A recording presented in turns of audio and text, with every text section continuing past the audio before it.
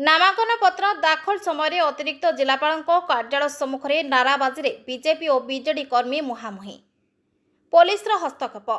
आज अपराह 2:30 समय बीजेपी और बीजेडी कर्मी मध्य नाराबाजी मुहांमुही होती।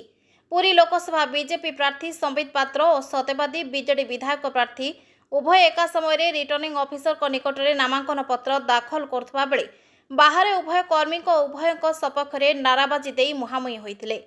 अतिरिक्त जिलापाल कार्यालय सम्मुख में प्रकंपित हो उठिला। घटनास्थल में एसपी पिनाक मिश्र, अतिरिक्त एसपी सुशील कुमार मिश्र और अन्य पुलिस अधिकारी माने पहुंची परिस्थिति को आयत्त करथिले। उभय कर्मी को बाहर को पठाइथिले।